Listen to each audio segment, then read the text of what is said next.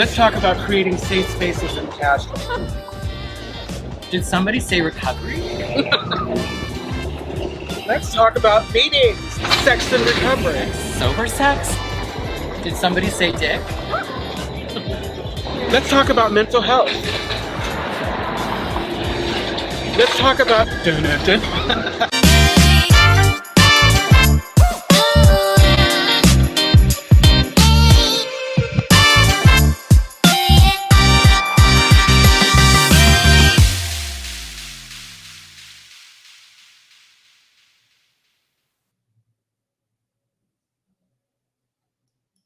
Welcome. You are at the CCC. Where there are no outside issues with Bonnie Violet And Lulu.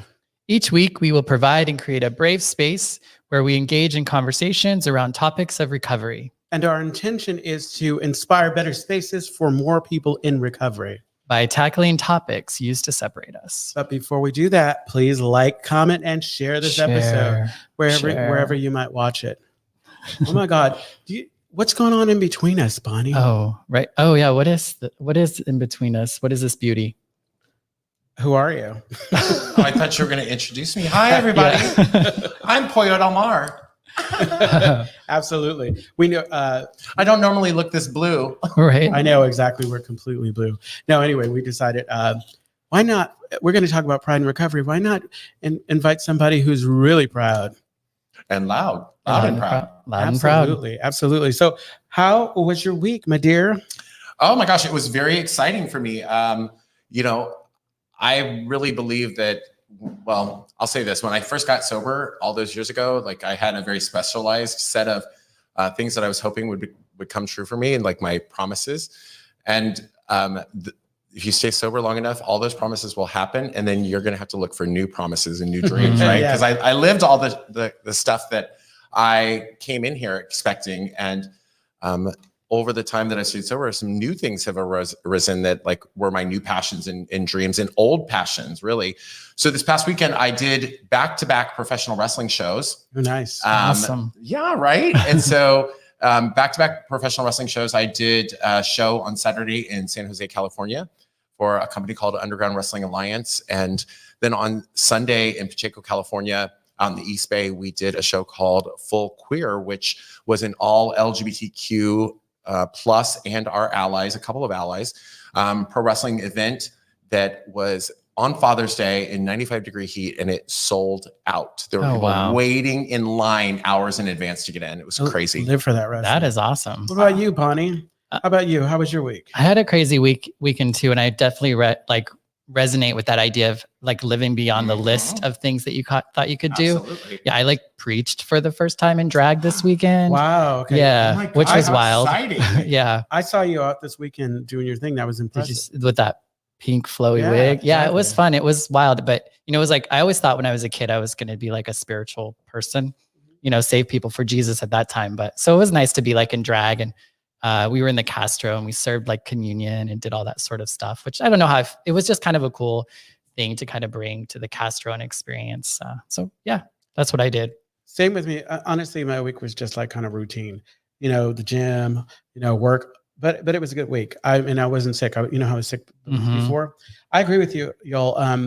This whole thing, like the dreams I had for myself were limited because I was limited. And I think what happens is we grow and change, and I can dream bigger.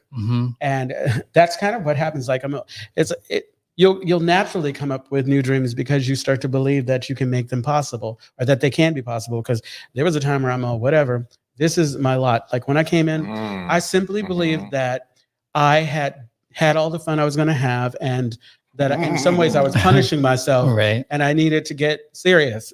I was limited. So yeah.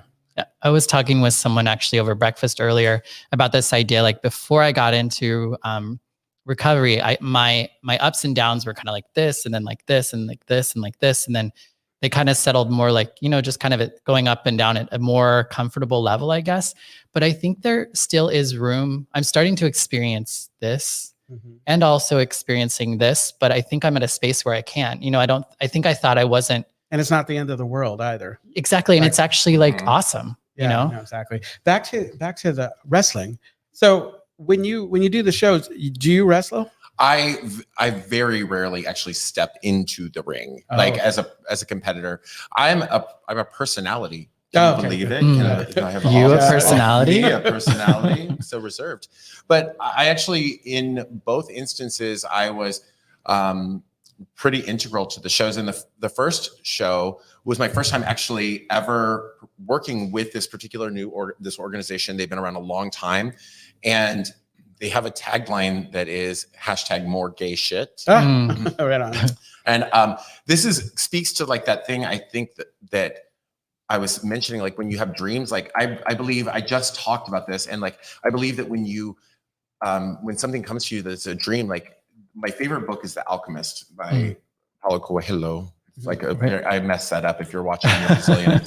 Like whatever, it's not as bad as my. I would say Coelho, so you're that. Like it's Coelho. It's actually like this whole scenario, but in that book, I'm paraphrasing, that it's a line in the book that has always stayed with me, is that when you want something badly enough, the whole universe will conspire to make it happen for you. Nice. Yeah. And I live by that idea that like, if you put things into the universe, like you put into, it's a take on karma, really. Like what you put out into the universe is what comes back to you. And if you put out dreams and hopes and aspirations, that they can come back to you. And how that plays into what I was doing this weekend is that I just randomly tweeted this company. I was like, you said that you're looking for more gay shit. And I don't know, like I'm in your backyard, and it doesn't get much gayer. How gayer can it get, right? Put your money where your mouth is, huh? Exactly. And they did. And so it was my debut with that company, and they have a fairly strong YouTube presence, and they do commentary. Like there's a commentary table like this, and the match is happening, and they have people who do commentary over the PA system. And so the people who are there watching live get to hear the commentary, and then it goes onto the YouTube product. And I commentated 2 of their matches, 3 actually. And I'm going back on July 10th to do the same thing. Fantastic. So you would be really great at that. And LGBTQ representation in wrestling is like, I grew up watching wrestling, believe it or not. I was a fan of like the Ultimate Warrior and Randy Macho Man. Rip the Flesh is like, right. But I didn't see out queer folks, you know? Exactly. Back then there really weren't, people, when you talk, depending on who you talk to, historically speaking, they'll talk about queer representation. And what it was, is I think that for a lot of the people in the industry, those who knew, and they were, I don't want to say they're okay with it, but it was one of those things, kind of like that, keep that queer shit to yourself. Kind of like in families, like keep that to yourself. We're good, just don't talk about it. Exactly. And then, as we've moved forward, people are being more and more often allowed to be very authentically themselves. And one of the people, yesterday, I also bought some pro wrestling merchandise, and one of the individuals I bought is a woman named Nyla Rose, a trans woman, Native American. They call her the Native Beast. And she is an out trans woman who competes on the 2nd largest professional wrestling organization in the world. And she was their former world champion. And I bought one of her t-shirts. It was for, it's got a LGBT heart and a trans heart on it right there. And it's for sale. And part of the proceeds go to their raising money for charity. Something I've always appreciated about you and your drag, you take what you have, like your skill set, and you really make it work for you. And, like your ability to host, the ability to write and whatever. And I think that a while back I was thinking, it's like, how some drag queens just rely on the drag and a lip sync or whatever, and it's limiting. And you kind of have to like shape it and make it what it's going to be for you. Yeah, I think that a big part of that stems from that idea that we were talking about just a few minutes ago, and in what sobriety awakened in me was that this idea that, like for a long time, I can only speak to myself, but it really relates to what you said about like, this is my lot in life, and I grew up thinking that there were certain things that were just outside of my grasp. They were not possible because of who I am. And in sobriety, I've gotten to learn to grow and challenge those thoughts, those things that were given to me by somebody else. That is somebody else's baggage that I decided at some point in time to like pick up and carry with me. You know what I mean? Yeah. It's like, I'm like, okay, sure, I'll just carry this heavy baggage with me. And now it occurs to me when something comes to my mind, like I would really like to do that. And then the inevitable thought does happen. I mean, I'm many years sober, but I'm still have that kind of crazy stinking thinking, and I'm human. And so there are times when I'm like, that doesn't seem possible. Yeah. And I say, says who? Like, you know, I don't know unless I've tried it. Until you've tried something, you don't know if it's possible. And even sometimes when you try and fail, that still doesn't mean it's not possible. Yeah, it means that you're not prepared. It's not your time, right? So I decided early on in my drag, like the lip sync thing, which I love that. And when I started, it was a little different, a different generation and a different venue that we were performing in most of the time. And that was a very theatrical production. We did like these miniature theatrical productions, which is a far cry from the I'll stand around and just sort of like waddle around and collect your cash thing that I became later on. I feel personally attacked. Yes. Yeah. So, but you know, that it is limiting when that becomes what like, and we don't live in a city that allows that to be like a career option really, because it's hard to make the money. So as ridiculous as it sounds, probably to some people who are watching, like I decided to make an all-encompassing Pollo Del Mar brand. Like Pollo Del Mar does a lot of things. And a lot of those were things that I was doing anyway, but they just, when you put them under the guise of the makeup and the persona, it becomes something that's more easily and instantly recognizable because they have a face to put with a name or whatever. Yeah. And you're like fully integrated. It's not about like becoming someone else necessarily. It's like being this person who holds all of those parts about yourself all at once too. Yeah. Like, I mean, in sobriety, don't we learn to like start to sort through the levels of compartmentalization that we do in our life? Like, absolutely. I can only be out with these people. I can only do drugs with those people. Like my work life must never know that as soon as I leave, I'm like at happy hour and then, you know, coming in from the after party just in time to shower and get to work. Like I've compartmentalized all these elements of who I am. And in sobriety, I've learned that idea that we can be one fully integrated person, and more so like we can be authentically ourselves in any setting that we place ourselves in. So we take that with us. And for me, the drag like certainly opened doors that as a generalized gay white male, I was not necessarily having opened for me, because, you know, in the world of wrestling, for example, it's everybody has like what we call in that industry a gimmick. You know, you have to have a gimmick. Yeah, like the Ultimate Warrior gotta was have a a gimmick, gimmick. right? Randy Savage, who you mentioned, gimmick. I loved Elizabeth though a lot. So, and even that was a gimmick. You know? I even like the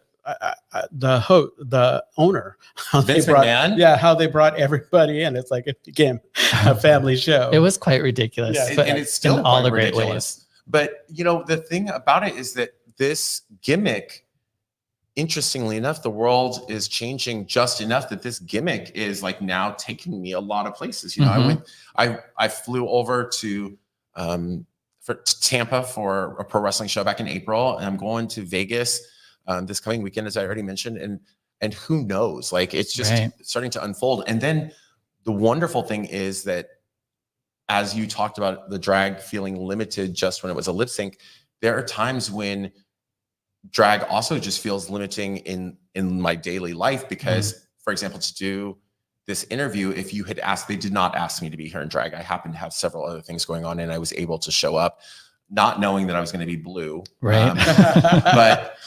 But you know, if somebody reached out to me, no kidding, you both will know that how absurd this is as soon as I say it. This person reached out to me on Monday and was like, hey, I have this thing that my company wants a drag queen.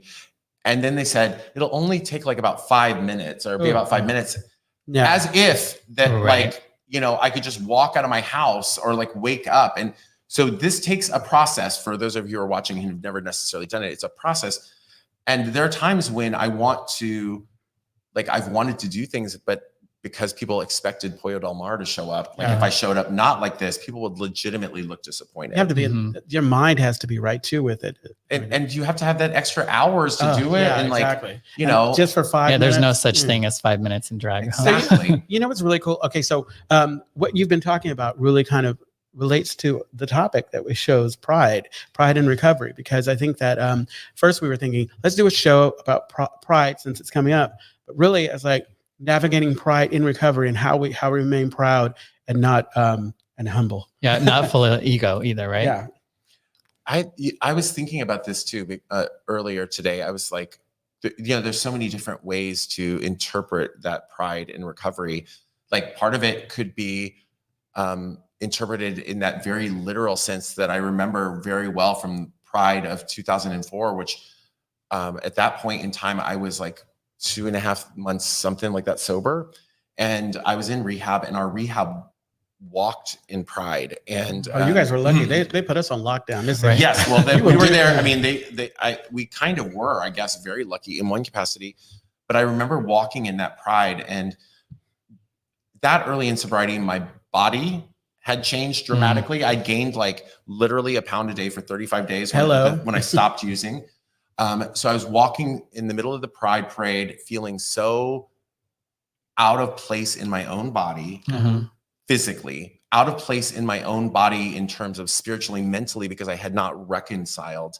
And that I could, if I had been in different circumstances or in a different place in my life, I could 100% have imagined being that person who walked away from that experience, feeling all that kind of like shame and like self-loathing and disgust that I felt about myself physically at that time, and going running and using, you know what I mean? That thought in the back of your head that's like, girl, I know it's going to get rid of these pounds quick. You know, I can get rid of it in one weekend at the end up. I was seriously thinking that your people walking in the parade and then walking off into the sunset. Yeah. You know, and so that was one thought that came to me. And the other part of it that came to me is like how I remember as I evolved as a sober person, it took a while to embrace that idea of my identity and like, and feel proud, like not in a prideful sense, but in the sense that not being ashamed that exactly. like I went to rehab, like I destroyed my whole life. I ended up in rehab, burned everything to the ground at 31 years old. And now I have to go to these meetings that go in the churches, and like I have to show up and do all this crap. And like there was times when I was not proud of that fact, you know? It was hard for me to reconcile that. And then, you know, there's other elements of it are that when I think of like pride and recovery, like I take tremendous pride in what I've been able to accomplish by staying in and being part of my recovery. Absolutely. You know, by participating in it. Exactly. Yes. We were talking also, we were talking like, well, what do we talk about? Like, I was thinking about like how I used to show up for Pride as opposed to like how I show up for Pride now. Like, because for me, I used to have all these major plans. Like when I was in my active addiction, I would have these major plans, and I usually would probably only participate in 25% of the weekend, and the rest I would be either in some dark room doing stuff, unspeakable stuff, or completely passed out. Right. Yeah, and it's funny because y'all, I've known Lewis since before either of us got sober. And I remember, I think it was a Pride weekend. This was when I knew him as Lewis from Sacramento. I think that we had I think that you and I had tentatively made plans, like not one-on-one, but like with a group of people, like, okay, we're going to do this. And it was like sort of a pre-party at my house because I was the hookup for everything for everyone. Absolutely. And it was like, let's do this. And then like so many people like no-showed, which, you know, I never had to worry about no-showing because they were coming to me. But, you know, it's one of those things like, it's so different now, right? Like, because first of all, you can, like what you choose to participate in during Pride, absolutely, you recognize is a choice. Yeah. Right. And then you can, believe it or not, you can actually make plans and show up for them. Yeah.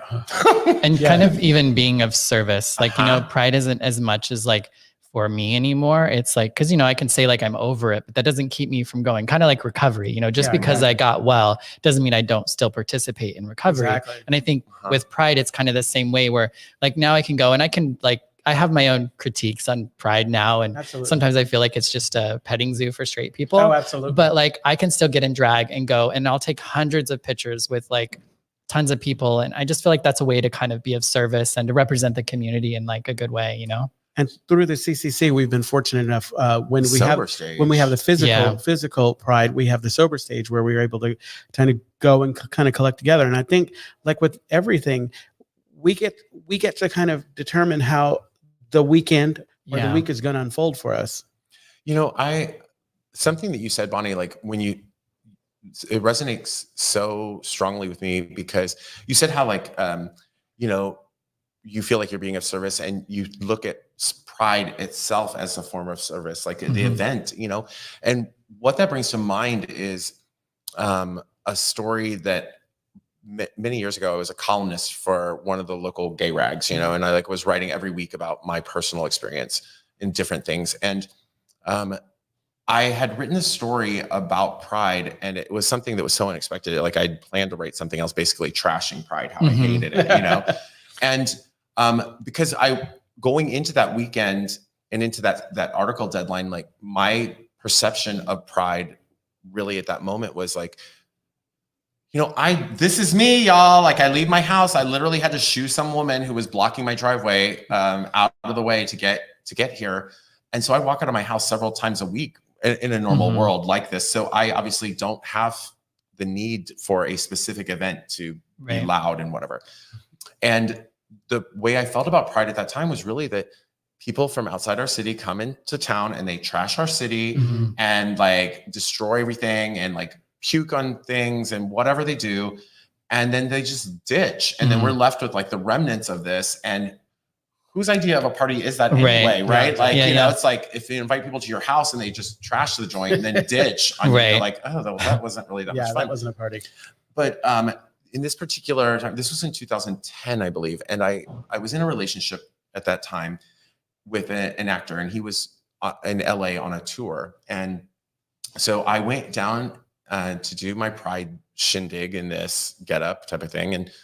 And I raced home and washed it all off. And I left to go drive to LA to go see him and spend like the next few days with him. And if you're watching from outside the Bay Area, I'll be a little more specific, but if you're from the area, you know that once you get out like past Modesto area, it becomes pretty desolate on those highways. So Highway 5, there's nothing there, it's fields, and you lose cell phone service and whatever. And I stopped at this truck stop at probably like 1 o'clock in the morning to get a cool, refreshing beverage.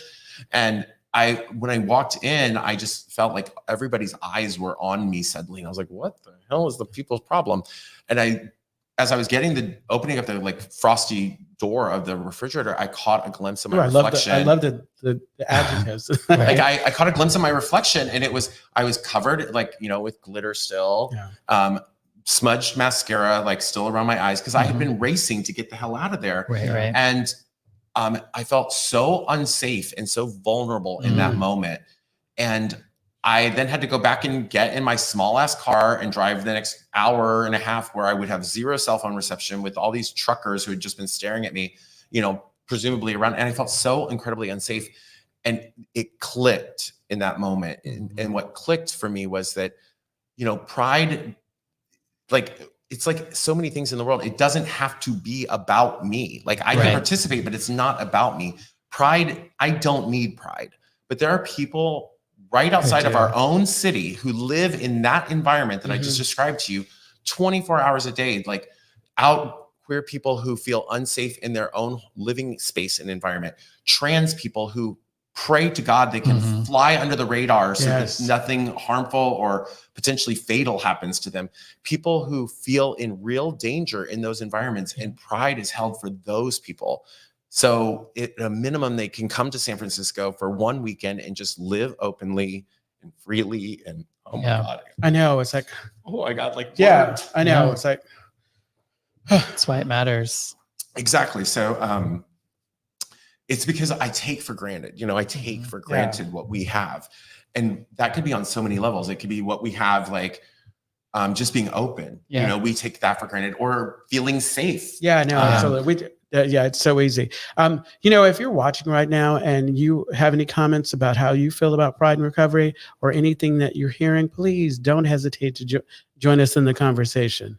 But I feel blessed that you shared that, because I mean, it is so easy to take it for granted. And I always think, oh my God, it's kind of like, I go back to the end up. It's like, what you hear somebody who had been there in the 90s say, it was so special and whatever, and it sucks now or whatever. It's not about me. It's not about me right now. Yeah. And I think because of recovery and because of the work that we're doing in ourselves, we're able to kind of see it, because it's like, it's always been there. It's always been, but now you can see it, and that, wow. But you know, like when we talk about like Pride in recovery, that correlation is so strong, because we're all sitting here with like years of sobriety under our belts. And there are times when you get an accumulation of time that you take for granted. That very fact that we even have that, number one, we take it for granted because we don't wake up in most mornings like trying to figure out how to stop that insanity, right? And there are times when it's available to us, like that you wake up with like double-digit sobriety or whatever you might have, like even if it's a year or whatever it is, and you think, you know what? That meeting was stupid. It's so irritating. Like, I don't want to go to that. I don't want to do this. I don't want to. And you know, shut up. It's not about you today. Like you have to show up and unlock that door because there's somebody who needs to get in that room. Absolutely. Like you may not need it today, but somebody does, and you can facilitate that. Yeah, exactly. And that's our responsibility. And to speak to some of like the messiness, if you will, you know, I know like growing up in Idaho and living in Idaho for a while, folks getting to an area where they could be gay, like the gay clubs on the weekends were like really wild. But part of it was you had people who had to repress who they were for weeks or months, or, you know, maybe they're just coming once a year or whatever. Exactly. And so yeah, they don't know how to party, or they have to get it all in at once. And so it can get a little messy. You know I was that girl. Of course, you're like, I don't know when this, like, hello, like I slept with people I would have never slept with, just because you never know. Like if you could run oh my God, we're the only gays in the whole, you know, like, let's get it in while we can. Thank you. You never know if there's going to be another one willing and available. Yeah. And so being visibly. Still to this day, I still don't know if there's another one willing and available. Right. Exactly. And I think being able to be visibly sober in those spaces as well too. So if those individuals do at some point in time find themselves a little out of control, they'll know that there's a different way to be gay. Because I know for a long time, like there was only one way to be gay. You were a club kid, you partied, blah, blah, blah, blah. Yeah, exactly. All these sorts of things. And there's so many ways that we can live as you know, queer people. Yeah. Isn't it interesting too, like to think about the correlation between sobriety and recovery and pride? Because I think that for myself, like I had so many built up issues around my identity, my sexuality, like what turned me on or didn't turn me on. So much fear about talking to men, and like all of these things, that like drugs and alcohol were the only thing that I had to like social lubricant. Yes, they were that gateway to that. And also like then the fear, like the way to like repress my loathing or not think about that was to like, you know, do a little more.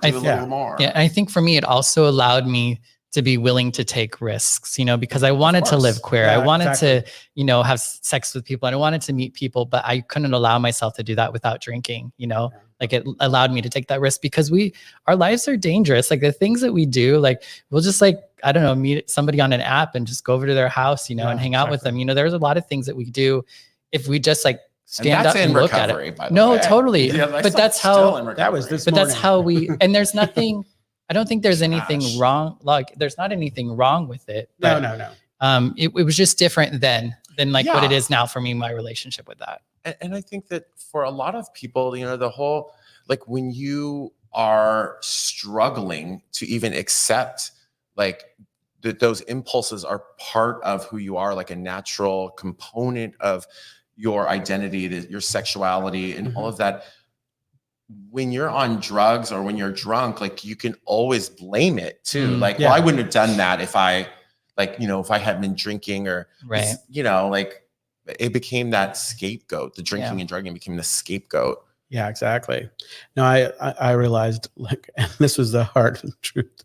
The drugs and the alcohol probably let down some of the barriers so that I could do what I would naturally what you really wanted to do. Yeah, that's the way I felt too. Yeah. And I have to explain to a lot of people who are new in sobriety, like my experience around some of those things, like if I do not feel comfortable doing a behavior or participating in some kind of activity without being high or drunk, then it doesn't, first of all, as I said, now might not just be the time. Like, it doesn't mean that it's not something that clearly you shouldn't be doing that. Right. Maybe now is not the time. Like maybe there's more work to be done so that I could do whatever that is. And that can just be as simple as like just walking up and talking to someone, you know what I mean? Because I swear to God, I would like, I'm more willing to do some kind of like risky sexual behavior with a complete stranger than I am be emotionally vulnerable with somebody that I'm actually attracted to. Right. God forbid, you know? So like, those are things that come with time and come with experience and come with practice, right? Like, exactly. You get to practice those in the safe space of recovery and be vulnerable with people and learn to accept rejection because it's not the end of the world. No, exactly. God, there's like a million things you could just that's the gift of like recovery coupled with time. Like what I'm realizing, doing the work with time, and back to like how I view pride and how I show up. Like I had to learn that, okay, I need to step away. You got to reorganize my thoughts, reorganize me. And now like, I was thinking about the messiness and whatever, and I realized there's an energy usually, even now, the way pride's unfolding, there's an energy in the city that is different, and it's welcoming, inviting. It makes you feel like, and it's almost triggering too. It's almost intoxicating on its own. It's intoxicating, but it reminds me like of like, I remember the first time I came to San Francisco Pride, I wasn't nearly as messy as I was, but it was the beginning. I mean, I wasn't completely out. I ended up coming out over the phone in a long conversation, because back then we had voicemail, not voicemail. Actually, it was the answer machine. And I'm sorry. She left a lot. By the way, Mom. Just no, it was a conversation because I left my phone on. I left my big ass cell phone on, and I ended up. My grandmother said, "Are you here for the parade?" And I'm, "What are you talking about?" And I'm, "Okay, I guess she knows." Right, now. She knows. What suggestions would you all have for somebody who is newer in recovery, who is about to participate in Pride celebrations over the next week or a couple weeks or so? What suggestions would you have for new folks in recovery and kind of handling that well? Have a plan. Oh my God, the first thing that came to my mind, have a plan. Yeah, I think go to a meeting before and or after when you go do something. I think also one thing that's important too is to like go before the mess happens. Yeah, book in. Like try to leave before it gets too messy. Yeah, so I the first thing that came to mind, Lulu, is like have a plan. And the reason I say that is because this is my education in recovery, what somebody passed on to me. And it says that I can do anything that a normal person can do as long as I have a reason and a purpose. Like I can go anywhere and do anything that a normal person can do so long as I have a reason and a purpose. And so for me, in almost any situation, like it becomes a bit more innate with that, recovery and practice with time or whatever. But like, if I go someplace and I have given myself like a reason to be there, it's how I can, for example, work in a bar environment for all these years. I have a purpose. I have a job. So I go and do my job. And when the job is done, like I may hang out a little bit longer, but when I start to see things go awry, like, okay, your purpose is done. And my mind reminds me and I leave. Right.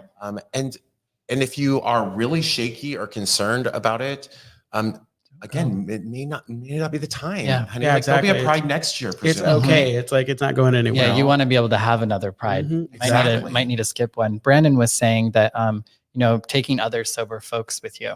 Oh yeah. Yes, and that's part of the plan. Sometimes, like this is my posse. We keep me protected. I keep them protected. We go together. We leave together. Yeah, exactly. Make a plan and stick to the plan. But I'm also always reminded about so many elements of things like, again, I keep relating things to drag because I'm sitting here in it, I guess. But, people will look at a performer, like if they're not familiar with makeup or something, they'll look at a performer and they'll look at their makeup and like, they're like, they think that you started the first time you picked up a brush doing whatever you're doing now. And like, that's not the case. Like you start out and it might not look anything at all like what you had in your head. And then over time you get to practice by doing it over and over again until you get the ability to actualize what it is that you're thinking about sometimes. And sometimes you never even get to that point because I still, after all these years, 15 plus years as Pollo Del Mar, I still see people and I'm like, I need to know how that bitch did that. Right. Well, and I think you can also get to a point where you feel like you don't have to go. Like you don't have to go do what everyone else is doing. Or you create your own things. It's like, yeah, definitely. Well, that's the other thing. I think that one of the things that when we're young queer people that we enter into the conversation about pride or whatever, thinking about is like, this is what has to be done. Like if you if you don't do this and this, it's like you're a a gay bad failure. a bad gay or something. Exactly. Yeah, It's whatever. like, and like says who Yeah, says exactly. you have to do it like that? You know, like there's Probably some nobody. queen.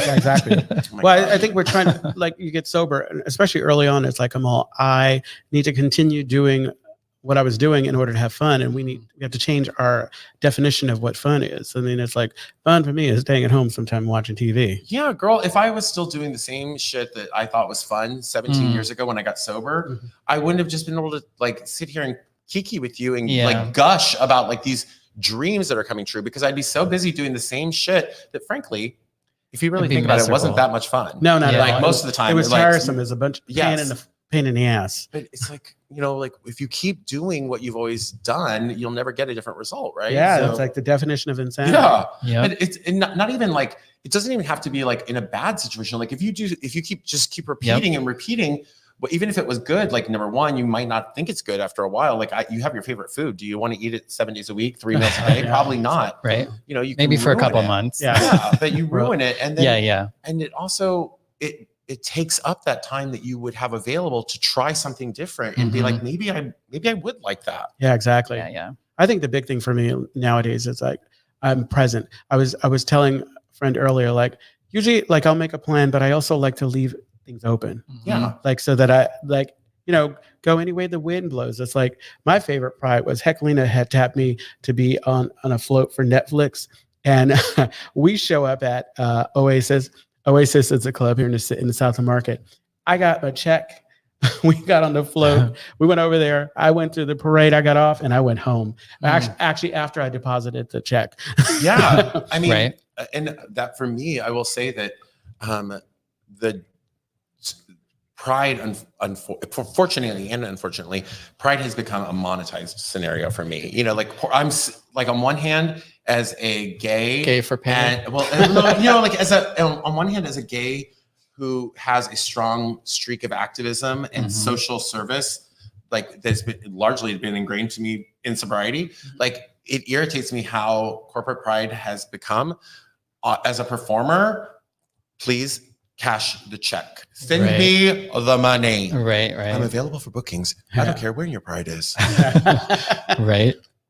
I see a lot of activity on the There is. yeah. Stacy shared, I was able to live like 100% of myself without being bullied when I stayed 9 months at sober living in San Francisco. And now that I'm back in Modesto, I'm bullied once again just because I'm me. Still, I love sobriety, just lacking the respect I know I've earned. Happy Pride. Thank you for sharing that. You deserve all the things. You know, Stacey, one of the things that when you're in that place, it's never the fun thing to think about. But what I would encourage you to maybe take into mind, and it's funny that you shared where you're at and everything, because I shared this exact suggestion with somebody also from Modesto who was in early sobriety. Again, like you're going through something that's not pleasant, but I remind you like that there's somebody there who will need you to still absolutely. be there, because when they walk in to a room of sobriety or start to kind of entertain that idea, they're not going to find people that they identify with. And if you're there and being authentic, they're going to get the message, hopefully, that it's okay to be whoever they are, wherever they are. Exactly. They need you. Exactly. I don't think we understand just how we affect people. Sometimes Not at it's all. just our mere presence. Yep. Our mere presence, and especially in that scenario. And it's like, and like I say, it's like I want to be that hand that reaches out. And Absolutely. yeah. I think that again, like when we live in a place that's like very diverse, or we live in a place for long periods of time, as we all have here in San Francisco, where we have become intricately enmeshed in the fabric of our communities, it's hard to remember like how difficult it can be to walk in that first day and not know people, or how scary it is to go into a room of strangers where you inherently know your life depends on it, but you can't see anyone that is you. Absolutely. You can't see yourself in others. And that's one of the reasons really early on that whether it's people that I mentor in sobriety or myself, like I want to be that person who is the first, if possible, the first person to greet somebody new when they walk in. If I don't recognize your name, that means that if I'm going to the same places all the time and I don't recognize you, it means you're invariably new and you need somebody to welcome you, because I would need that. Yeah, exactly. I would need that. Yeah, I always try to think about how it was when I came in. I didn't trust. I had all this mistrust and whatever. So I really want to be like a friendly face, or if I can't be, at least I want to stay out of your way so somebody who is friendly can get to you. And really cling to those folks who you can share that part of yourself with and feel comfortable to. It's kind of like a gratitude list, Absolutely. in a sense, so that you can kind of remember that I'm not alone.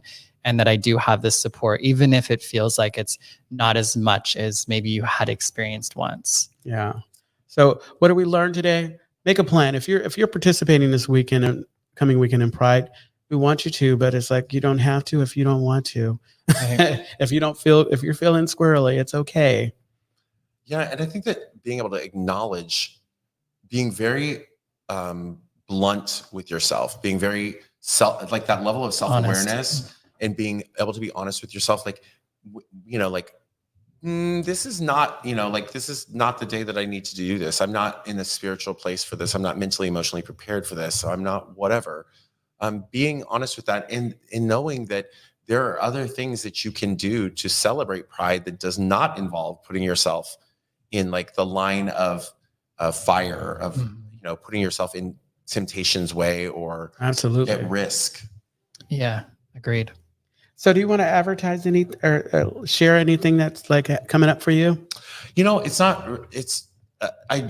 guess in closing, one of the things, like I've been in this place the last few months, this wrestling thing is, I keep going back to that. And the reason is because it's so current. It's really current, but also it has been mind blowing because, to put it in perspective, when I was like 10 years old, I received a pro wrestling magazine from my dad for Christmas.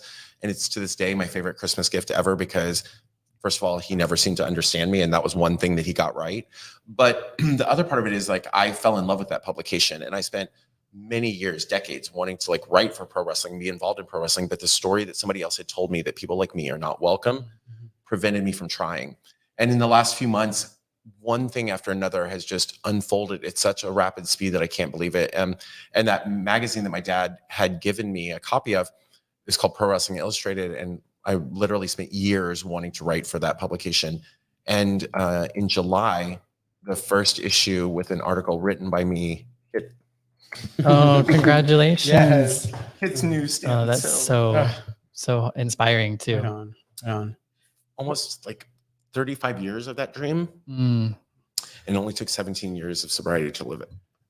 Beautiful. Well, you're ready for it now, right? So where can they reach you if what are some of your sites? Twitch TV /Pollo Del Mar, Instagram Pollo Del Mar fans, Twitter is the Glamazon PDM. If you don't like wrestling, don't follow me on Twitter. That's literally all I talk about. But if you like pretty pictures or whatever pictures I post, come check me out there. And of course, you can find me on Facebook. But ideally, the place I would love for people who are watching this to be able to connect with me is in person soon at a place of mutual support and sobriety. I would love to be able to come back to some of those places real soon. Right on. And you can check out my Instagram at LouieLou86. Yeah, and I'm planning on doing all the things for Pride this weekend. So if you do see me out and about, like, do say hello. Yeah, say hi. I'd love to see you, chat with you, like whatever. So I'm so reach out at you can reach me at a queer chaplain on pretty much anything. I love that. Like the singular, it's so easy. I have like a laundry list of different things because I signed up for them all at different times. And wasn't smart enough to forethought. And in closing, the Castro Country Club is a clean and sober gathering place for all people and a home for the queer recovery community. We're located in the heart of the Castro district of San Francisco, and we endeavor to be a space where all can seek wisdom, serenity, courage, and joy. So find more information at castrocountryclub.org. And tune in every Tuesday at 4 p.m. when we go live on our Castro Country Club Facebook and YouTube channels. And look for at the CCC where you listen to podcasts. Leave us a voicemail on our Speak Pipe link in the description below. Please, we want to hear your voice. And email us at podcast@castrocountryclub.org. And don't forget to like, comment, and share, subscribe, follow us, all that sort of fun stuff. And do we want to talk about next week? Well, no. Not yet. We'll surprise you. And thank you so much. Thank you so much, Pollo. Oh my gosh, thank y'all for having me. I appreciate it. And that's it.